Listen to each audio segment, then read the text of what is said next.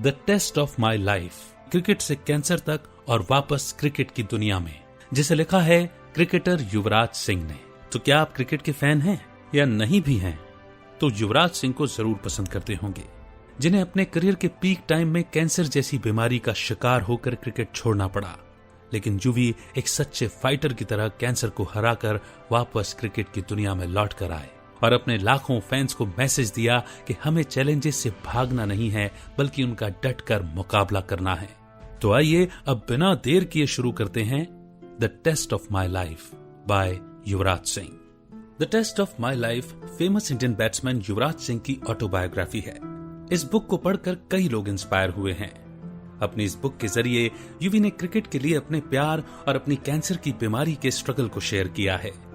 आप इस बुक में युवराज सिंह के क्रिकेट के शौक से टीम इंडिया के प्लेयर बनने तक की पूरी स्टोरी पढ़ेंगे और ये भी जानेंगे कि उन्हें यहाँ तक पहुँचने में कितने स्ट्रगल करने पड़े। युवराज सिंह जब अपने करियर की पीक पर थे तो उन्हें अपनी कैंसर की बीमारी का पता चला, जिसका उनकी लाइफ और करियर में काफी इम्पैक्ट पड़ा। लेकिन इन सब के बावजूद युवराज सिंह ने कभी हार नहीं मानी। युवराज सिंह कैंसर को हराकर क्रिकेट की दुनिया में वापस कैसे लौट कर आए, ये सब आपको इस बुक में पढ़ने को मिलेगा। उन्होंने ये बुक लिखी है और कैंसर पेशेंट्स के लिए यूवी कैन नाम से फाउंडेशन भी स्टार्ट किया, जो कैंसर जैसी गंभीर बीमारी को लेकर अवेयरनेस क्रिएट करती है। और यहाँ पर कैंसर पेशेंट्स को फ्री चेकअप भी प्रोवाइड किया जाता है। अगर आप एक क्रिकेट फैन हैं या फिर आप एक इंस्पायरिंग स्टोरी पढ़ना चाहते हैं, तो ये बुक आपको एक बार जरूर पढ़नी चाहिए। All the way to India. बचपन से ही मेरा स्पोर्ट्स में इंटरेस्ट रहा है। स्कूल टाइम में मुझे हमेशा रेसेस और फिजिकल ट्रेनिंग का वेट रहता था। बाकी सभी सब्जेक्ट्स मुझे ज्यादा पसंद नहीं थे, इसीलिए मेरे ग्रेड्स भी अच्छे नहीं आते थे। मेरी फ्रेंड आंचल मुझे स्टडीज में हेल्प करती थी। बावजूद इसके मेरा स्कोर हमेशा एवरेज से कम ही रहा। एक बार की बात है, मैं अपने फ्रेंड्स के साथ बैटिंग कर रहा था तो गलती से शॉट एक आदमी को लगा जो स्कूटर से जा रहा था। बॉल उसे बड़े जोर से लगी थी। वो आदमी स्कूटर से नीचे गिरा और तुरंत उठकर हमारे पीछे भागा। ये बात मुझे आज तक क्लियर याद है। मेरे फादर ने यादवेंद्र पब्लिक स्कूल में मेरा एडमिशन करा दिया था। उस वक्त महारानी क्लब में इंडिया के famous batsman Navjot Singh Sidhu practice करते थे। एक दिन मेरे फादर मुझे उनके पास लेकर गए और सिद्धू से पूछा कि क्या वो मेरी बैटिंग देखेंगे। मेरे बैटिंग करने के बाद सिद्धू ने मेरे पिता को बोला कि ये लड़का क्रिकेट के लिए नहीं बना है। लेकिन मेरे फादर भी हार मानने वालों में से नहीं थे। उन्होंने सोच लिया था कि वो मुझे नेशनल टीम में जगह दिलवा कर रहेंगे। वो कभी भी डिस्करेज नहीं हुए और ना ही मुझे होने दिया। एक दिन सुबह सुबह मेरे फादर ने मुझे प्रैक्टिस करने को बोला। उस दिन काफी ठंड थी। मैं बेड में लेटा रहा और मैं यूं प्रिटेंड कर रहा था कि मैंने उनकी बात सुनी ही नहीं। थोड़ी देर बाद मेरे फादर मेरे रूम में आए और एक बाल्टी ठंडा पानी मेरे सर पे उड़ेल दिया। उस दिन मुझे उन पर बहुत गुस्सा आया। लेकिन जिस दिन मैं अच्छा परफॉर्म करता था, मुझे लगता था कि मेरे फादर का एक ही सपना है कि वो मुझे एक ग्रेट क्रिकेटर बनता हुआ देखें। मुझे भी यही लगता था कि क्रिकेट ही वो चीज है जो मुझे फ्रीडम दे सकती है। मेरे पेरेंट्स के आपस में अच्छे रिलेशनशिप नहीं थे। मेरा छोटा भाई जोरावर मुझसे 8 साल छोटा है। मेरे पेरेंट्स के बीच जो भी प्रॉब्लम थी, उनसे बचने के लिए मैंने अपना पूरा फोकस क्रिकेट में लगा दिया था। पर मेरा छोटा भाई जोरावर पेरेंट्स के झगड़ों के बीच पिस रहा था। मेरी मदर ने अपनी मैरिड लाइफ की प्रॉब्लम सॉल्व करने की कभी कोशिश भी नहीं की थी। मुझे ये बात बहुत परेशान करती थी क्योंकि माँ मेरे लिए मेरा सपोर्ट सिस्टम है। क्रिकेट को लेकर मेरे फादर शुरू से ही काफी स्ट्रिक्ट रहे थे। मेरी पूरी टीनेज तक उन्होंने मुझे काफी स्ट्रिक्ट डिसिप्लिन में रखा। एक बार रणजी प्रैक्टिस मैच खेलते वक्त मैं 39 रन्स पर आउट हुआ तो मेरे फादर बहुत गुस्सा हुए। उन्होंने मुझे फोन पर बोल दिया था कि अब घर मत आना वरना तुझे जान से मार दूंगा। और मुझे पूरी रात घर के बाहर खड़ी अपनी कार में सोना पड़ा था। अगली सुबह जब मैं घर के अंदर आया तो फादर ने मुझे देखते ही मेरे मुंह पर दूध का भरा गिलास देकर मारा। एक बार की बात है, बैक में फ्रैक्चर आने की वजह से मुझसे फील्डिंग में मिस्टेक हो गई थी। उस रात जब मैं घर पहुंचा तो देखा मेरे पिता ने मेरी कार का साउंड सिस्टम तोड़ रखा था। ऊपर से मेरे सीनियर्स के नेगेटिव कमेंट सुन सुनकर मेरा जीना मुश्किल हो गया था। फाइनली मैंने रणजी ट्रॉफी में 100 का स्कोर किया। मेरे फादर ने मुझे कॉल किया और पूछा कि मैच कैसा रहा। मैंने प्राउडली बोला मैंने सेंचुरी मारी। इस पर मेरे फादर बोले तुमने 200 रन क्यों नहीं बनाए। उनकी बातों से मैं बहुत डिसअपॉइंट हो गया। फिर फादर ने मुझे दोबारा फोन करके बोला कि उन्होंने मेरी कार की चाबियां कहीं छुपा दी हैं। इसके बाद मैं अंडर 19 वर्ल्ड कप खेलने चला गया। मुझे player of the tournament select किया गया और इस तरह इंडियन नेशनल टीम में मेरी एंट्री हुई। अपने पहले मैच में मैंने 84 रन का स्कोर बनाया और मैन ऑफ द मैच बन गया। अपने पहले चेक से मैंने अपनी मां के लिए घर खरीदा। इसी के साथ आगे बढ़ते हैं लाइफ के अगले पड़ाव पर, the top of the world cup. 2011 world cup हमारे लिए किसी एपिक एडवेंचर से कम नहीं था। हम इंग्लैंड के खिलाफ खेल रहे थे। 2010 में मेरी गर्दन में एक स्ट्रेन आ गया था, जिसकी वजह से बड़ा पेन हो रहा था। दर्द इतना ज्यादा था कि मैं सर घुमाकर देख भी नहीं पा रहा था। MRI में डिस्क बल्ज आया था। हमारे टीम फिजियोथेरेपिस्ट नितिन पटेल को मेरी गर्दन ठीक करने के लिए बुलाया गया, पर कोई फायदा नहीं हुआ। मेरी बारी नंबर 4 पर थी। मैंने 2 बॉल खेले कि अचानक लगा कि गर्दन में एक झटका लगा है। उसके बाद तो जैसे कमाल हो गया। मैंने धुआंधार खेलना शुरू कर दिया और काफी बढ़िया स्कोर बनाए। मैं सचिन तेंदुलकर से काफी इंस्पायर था। ये मेरे लिए एक ग्रेट अचीवमेंट था कि हम टीममेट्स थे। वर्ल्ड कप खेलने से पहले सचिन ने मुझसे बोला था कि मुझे किसी ऐसे व्यक्ति के लिए टूर्नामेंट खेलना चाहिए जिसकी मैं रिस्पेक्ट करता हूं या उससे प्यार करता हूं। सचिन ने मुझे और मेरे टीममेट्स को हमेशा मोटिवेट किया। एक बार मैक्सिको में हमारी टीम डिनर कर रही थी तो एक फैन रविंद्र जडेजा के पास आकर उस पर शाउट करने लगा, यानी चिल्लाने लगा। वो चिल्ला रहा था कि तुम इतनी जल्दी आउट कैसे हो गए, और गंदी गालियां दे रहा था। मामला काफी बिगड़ गया और न्यूज में भी आ गया था। हम पर ओवरपेड और गैर जिम्मेदार होने का ठप्पा लगा। इस घटना के बाद मैं टीम से बाहर हो गया था, लेकिन फिर जुलाई में मुझे श्रीलंका के खिलाफ मैच खेलने के लिए सिलेक्ट कर लिया गया था। वर्ल्ड कप से पहले मैंने 2 बैट सिलेक्ट किए थे। एक में मैंने वर्ल्ड कप नंबर 1 लिखा था और दूसरे में world cup number 2। South Africa के खिलाफ जो मैच था उसमें मैंने नंबर 1 वाले बैट से खेला था। ढाका के लिए जाते वक्त मुझे मेरा बैट नंबर 2 नहीं मिल रहा था, लेकिन मुझे ये नहीं मालूम था कि मेरी मां ने किसी को वो बैट चंडीगढ़ अपने पास मंगा लिया था। मां उस बैट को बाबा जी का आशीर्वाद दिलवाने संगत लेकर गई थी। संगत में काफी भीड़ थी। जब बाबा जी ने बैट देखा तो वो एकदम बोल पड़े, ये तो युवी का बैट है। उन्होंने मेरे बैट को पहचान लिया था। ये वही बैट था जिससे मैंने वर्ल्ड कप में खेलना था। बाबा जी ने सबको बोला कि वो इस बैट को ब्लेस करें, यानी इस बैट में अपनी दुआएं भर दें। मेरी मदर बेंगलोर मैच शुरू होने से पहले ही पहुंच गई थी। उन्होंने मुझे मेरा बैट नंबर 2 वापस दिया। वर्ल्ड कप में मैंने टोटल 352 रन बनाए, जिसमें 4 चौके और 1 सेंचुरी थी। और अब बढ़ते हैं लाइफ के उस टर्निंग पॉइंट की ओर, see change from cricket to cancer. Health business में जिसे मैं सबसे ज्यादा ट्रस्ट करता हूं वो है जतिन चौधरी। वो एक फिजियोथेरेपिस्ट और एक्यूपंक्चर स्पेशलिस्ट है। मैं उसे 2006 में पहली बार तब मिला जब मुझे एक बार लेफ्ट घुटने के पास चोट लगी थी। फिर 2008 में जब मुझे शोल्डर इंजरी हुई तब मेरा ट्रस्ट उस पर और बढ़ गया। जब मुझे फर्स्ट टाइम अपने ट्यूमर का पता चला तो उस वक्त भी मैंने औरों से ज्यादा जतिन की थेरेपी और ओपिनियन को इंपॉर्टेंस दी। मेरी खांसी की वजह से डॉक्टर कोहली ने मुझे एक्सरे कराने को बोला। जब मैं निकल रहा था तो जतिन ने मुझे रोक लिया और एक्सरे प्लेट्स चेक करने को बोला। डॉक्टर के माथे पर शिकन थी और जतिन काफी परेशान लग रहा था। एक्सरे में एक वाइट ब्लर साफ दिख रहा था। डॉक्टर ने मुझे बोला कि मैं एक FNAC टेस्ट करवाऊं। अगले दिन मैंने अपना CT स्कैन करवाया। बाद में डॉक्टर कोहली ने मुझे कॉल किया। उन्होंने मुझे बोला कि तुम्हारे लिए एक बुरी खबर है, मेरे लंग्स में ट्यूमर था। डॉक्टर कोहली ने यह भी कहा कि यह ट्यूमर कैंसर की शुरुआत हो सकती है। उस टाइम मेरी मां गुरुद्वारे गई हुई थी। जतिन ने उन्हें फोन करके ये न्यूज दे दी। मां जब वापस आई और हमने एक दूसरे को देखा तो वो मुझे देखते ही रोने लगी। मैंने अपने सभी नजदीकी दोस्तों को भी ये न्यूज शेयर कर दी। डॉक्टर परमेश्वरन ने मुझे तुरंत हॉस्पिटल में एडमिट होने को बोला। मैं कुछ भी खाता या पीता मेरी बॉडी रिजेक्ट कर देती थी।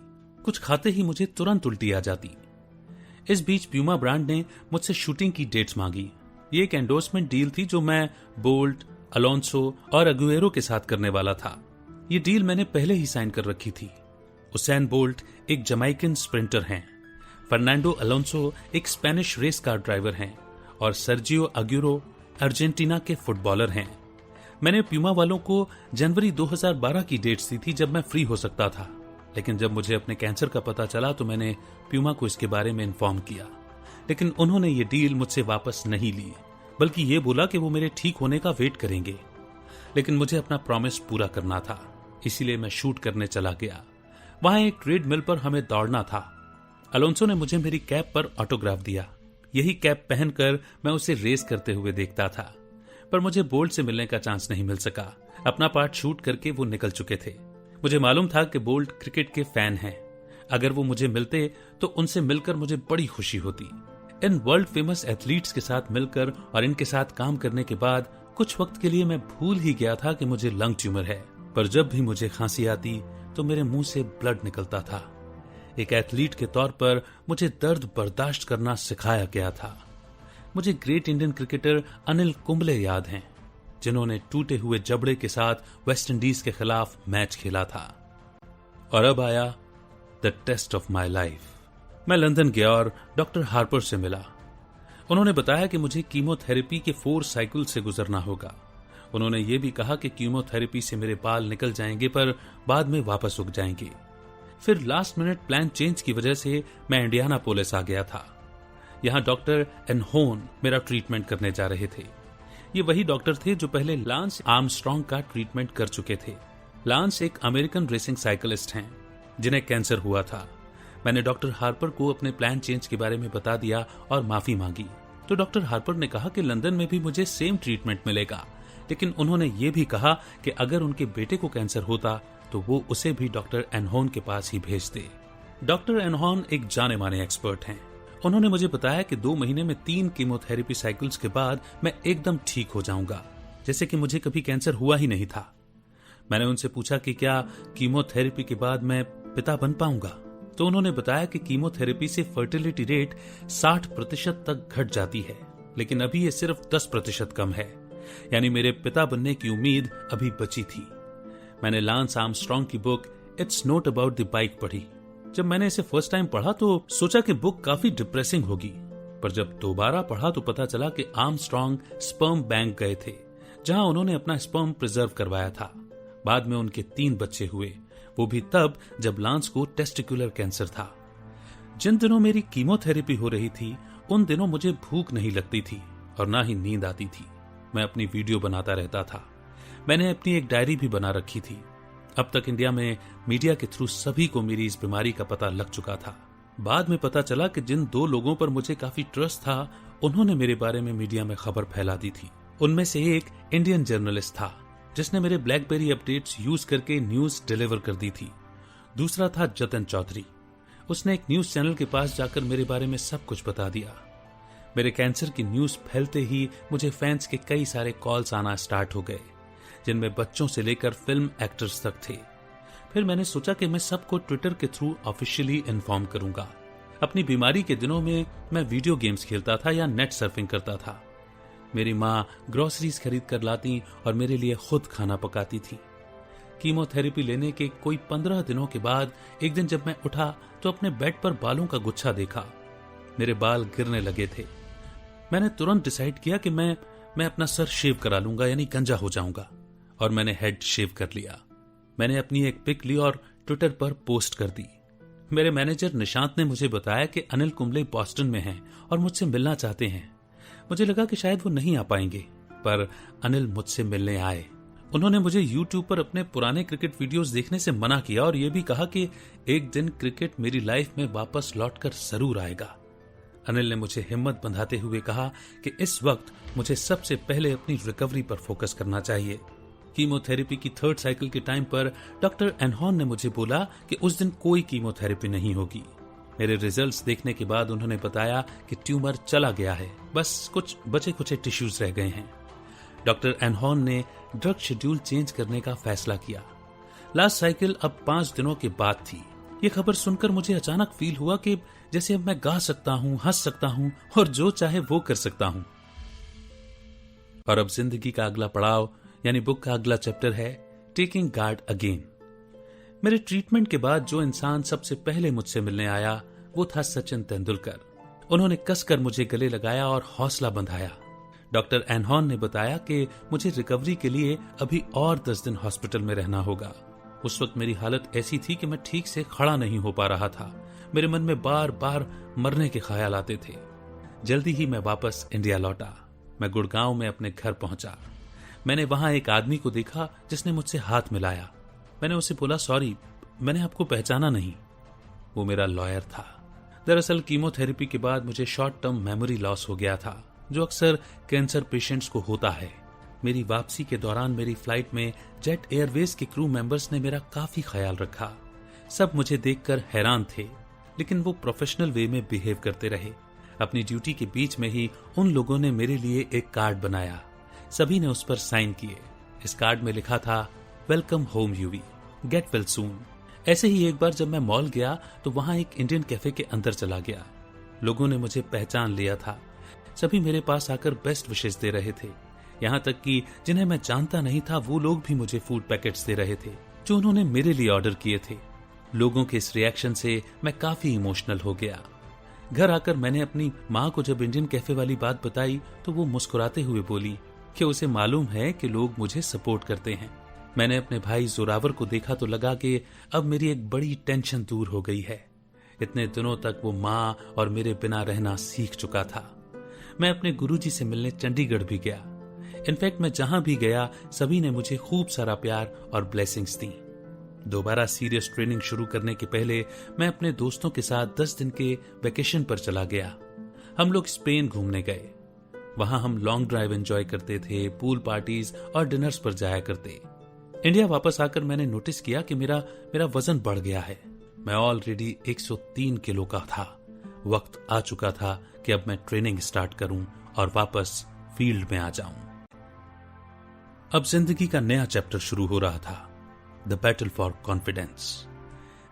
एक दिन जब मैं अपने घर की छत पर गया तो वहां एक पिकॉक देखकर, यानी मोर देखकर हैरान रह गया। मोर को लेकर काफी सारी मान्यताएं हैं। जैसे कुछ लोग बोलते हैं कि घर पर मोर आना शुभ है, तो कुछ लोग इसे बैड लक भी बताते हैं। मैंने अपनी माँ को आवाज दी कि जल्दी आओ, छत पे मोर आया है। लेकिन नीचे मुझे उनकी आवाज सुनाई दी, सिलेक्शन सिलेक्शन। मेरी मदर को खबर मिली थी कि वर्ल्ड कप T20 के लिए इंडियन टीम में मेरा सिलेक्शन हो गया है। लेकिन उन दिनों मेरा एंड्योरेंस लेवल कम था और मेरी कार्डियोवैस्कुलर स्ट्रेंथ भी ऑलमोस्ट 0 थी। टीम ट्रेनर्स ने मुझे वापस फिट होने में काफी मदद की। उन्होंने मुझे कहा कि मैं भूल जाऊं कि कभी मुझे कैंसर हुआ था। वे लोग मुझे किसी ऐसे रेगुलर प्लेयर्स की तरह ट्रीट कर रहे थे जिसने 6 महीने से वर्कआउट नहीं किया हो।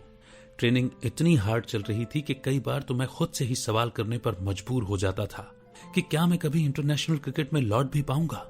BCCI या board of control for cricket in India ने मेरा काफी ख्याल रखा। मेरी प्राइवेसी का उन्हें पूरा ध्यान था और वो मेरे सारे एक्सपेंसेस पे कर रहे थे। मेरी प्रोग्रेस चेक करते थे और फील्ड में उतरने का मुझे हर मौका दिया। ट्रेनिंग के वक्त मुझे यही डर रहता था कि कहीं बॉल मुझे हिट न कर दे या कहीं चोट न लग जाए।